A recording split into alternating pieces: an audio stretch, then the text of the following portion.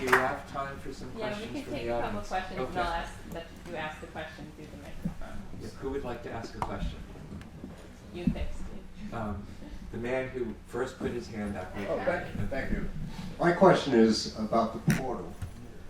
Has it got out of control when a team that wins a bowl game, subsequently 30 to 40 players say, I'm going to go into the portal on a football team?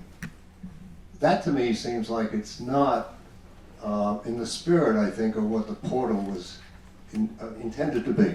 So you're right. So there's a couple things going on here. One is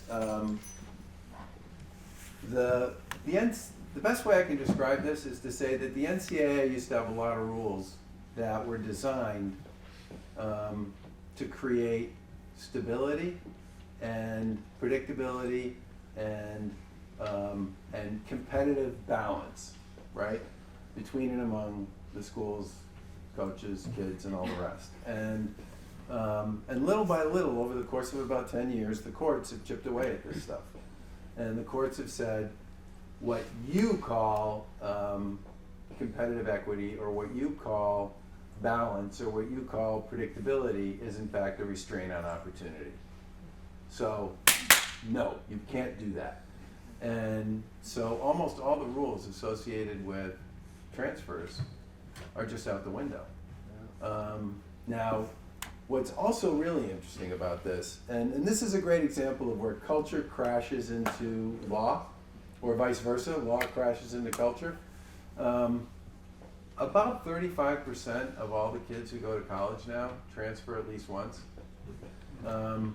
Now, when I went to college, which was literally a million years ago, you didn't really know what was going on at anybody else's school. You wrote letters, right, to your friends, and they would write letters back to you, and, or sometimes you could get on the dorm phone if you were lucky, but a long distance call costs like, more than you had.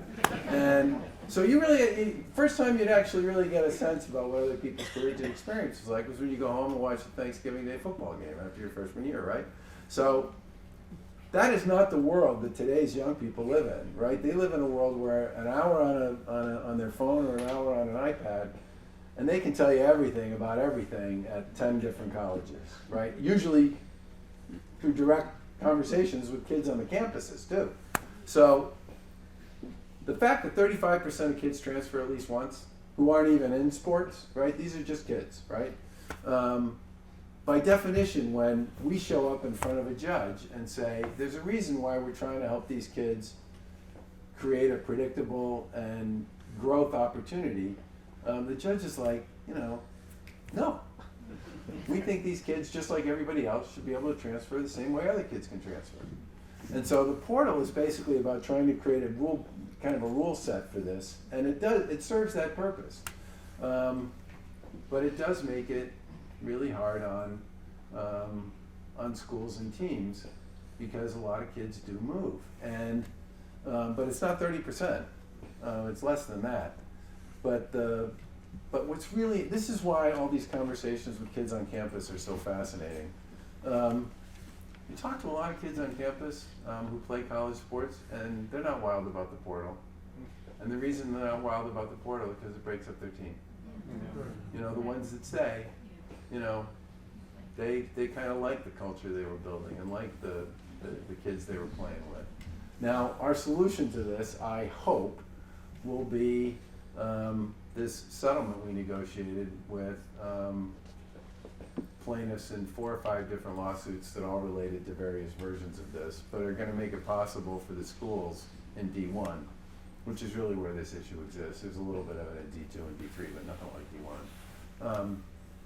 Which is going to give the schools the ability to do institutional NIL and to basically write what I would call a development agreement with a student athlete. So here's what we're going to work on academically, here's what we're going to work on developmentally, and here's what we're going to work on athletically. And that's our contract and our commitment to you. And it's sort of an extension of the post-eligibility insurance program we put in place, the guaranteed scholarship. You keep your scholarship whether you play or not, and your scholarship's good for 10 years if that's what it takes for you to get your degree. the mental health and well-being benefits that need to be available. We got preliminary approval from the judge on this in October, and she set a final approval date for April. And it's our hope that she will approve this, and at that point in time, the schools will have the ability to develop a different kind of relationship with kids. You're still gonna have kids transferring, but I don't think it will be quite like what it's been. And the other thing we've done is, does anybody know, by the way, this is one of the fun little facts I've learned. The federal government, when they tell you what the federal graduation rate is, that's the graduation rate for kids who stayed at the same school for 4 years.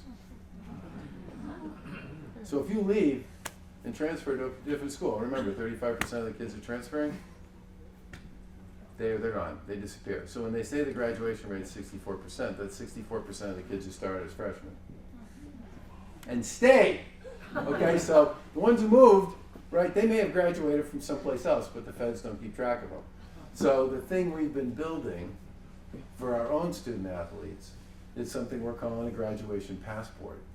And we're gonna keep track of everybody everywhere they go, and there's gonna be a bit of a requirement that's gonna be on the schools the kids transfer to, with an obligation to help them make up for any of the credits they might have lost when they transferred. So that, because our graduation rates are really good. I mean, student athletes graduate across all 3 divisions at a higher rate than non-student athletes, almost across the board.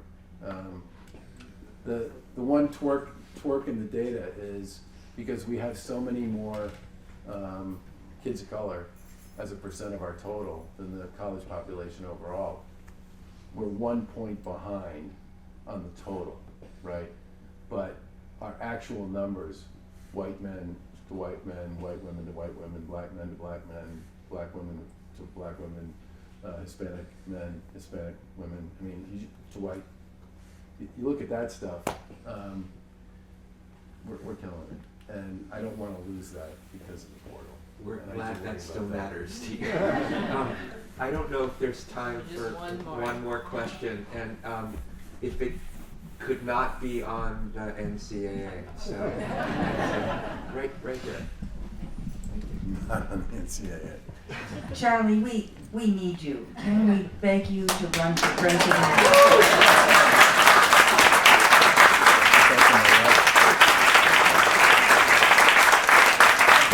That's really sweet, thank you. You know,